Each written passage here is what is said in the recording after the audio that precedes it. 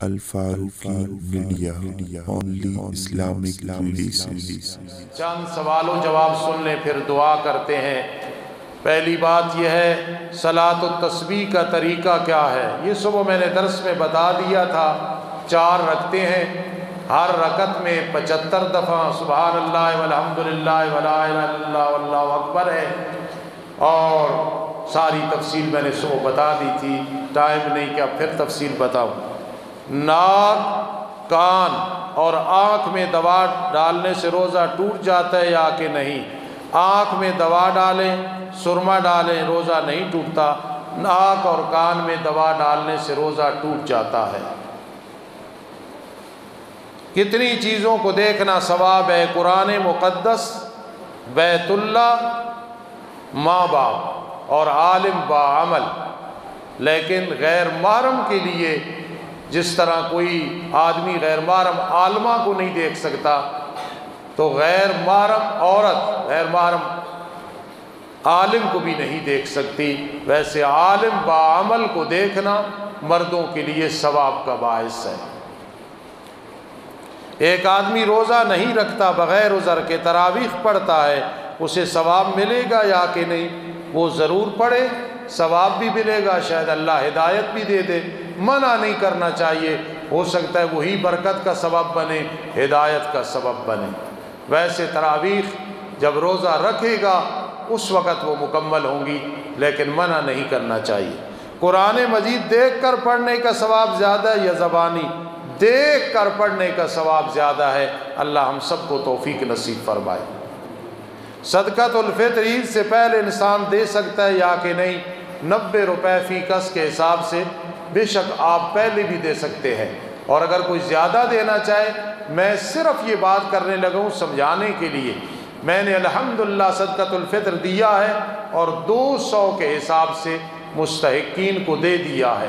اگر کوئی 300 بھی دے، 400، 500، کوئی حرج نہیں، لیکن جو نصاب ہے وہ بتانا ضروری ہے کہ 1.25 سیر 1.5 کلو بنتا ہے، اس کا احتیاط موجود ہے، 90 روپے بنتے ہیں۔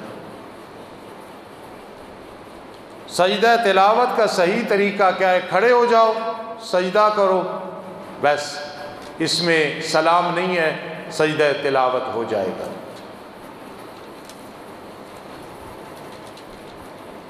بھائی عورتوں کے لیے اوپر پیڑوں کی ضرورت ہے، کچھ عورتیں معذور ہیں، تو مجھے یقین ہے کہ انشاءاللہ 1-2 دن میں 10 پیڑے اور آ جائیں گے، اور بھی ضرورت ہوئی تو انشاءاللہ آ جائیں گے۔ نعیم وغیرہ آپ کی ڈیوٹی ہے انشاءاللہ۔ ایک بڑا اہم مسئلہ ہے بھائی، نماز تراویح میں امام صاحب سجدہ تلاوت کی ادائیگی کا بآواز بلند اعلان کرتے ہیں۔ جو لوگ غیر جماعت میں ہیں وہ اعلان کے ساتھ تلاوت بھی سنتے ہیں، اور جو سجدہ نہیں کرتے جس کی وجہ سے وہ گناہگار ہوتے ہیں۔ سوال یہ ہے کہ کیا امام صاحب کا سجدہ تلاوت کی ادائیگی کا اعلان کرنا نماز تراویح کا لازمی جز ہے؟ بھائی لازمی نہیں ہے، لیکن بتا دینا چاہیے کہ اب اس رکعت میں سجدہ تلاوت ہے، تاکہ کوئی مذبذب نہ ہو، پریشان نہ ہو۔ رہی یہ بات کہ باہر کوئی سن رہا ہے تو جسے پتہ ہے کہ سجدے والی آیت ہے اس پہ ضروری ہے، جسے پتہ ہی نہیں، یہاں جہالت عذر ہوگا، اس کے لیے نہیں۔ مثلا یہاں تارمان سب پڑھا رہے ہیں، باہر ایک آدمی گلی سے گزر رہا ہے، اسے پتہ ہی نہیں ہے کہ سجدہ تلاوت کی آیت پڑھی جا رہی ہے، حافظ نہیں ہے، پتہ نہیں ہے، اس پہ سجدہ تلاوت نہیں ہے۔ جو پڑھ رہے ہیں، نماز پیچھے پڑھ رہے ہیں یا جنہیں پتہ ہے، ان پہ ضروری ہے۔ سجدہ تلاوت کا علم نہ ہونے کی وجہ سے سامعین پر کوئی گناہ ہوگا یا کہ نہیں؟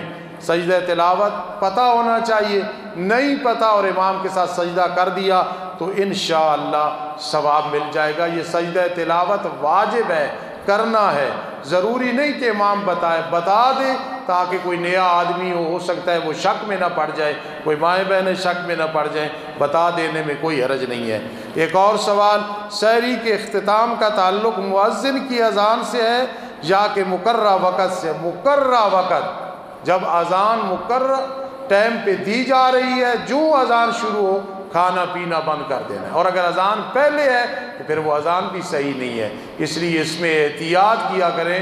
اذان ہو رہی ہے اور کھانا پینا جاری، اگر وہ ٹائم پہ ہو رہی ہے تو پھر ذہن میں رکھنا کہ وہ سحری نہیں ہوگی، اور اگر ٹائم پہ نہیں ہے تو پھر اذان میں قصور ہے نہ مؤذن میں قصور ہے، وہ پورے ٹائم پہ اذان شروع کرے۔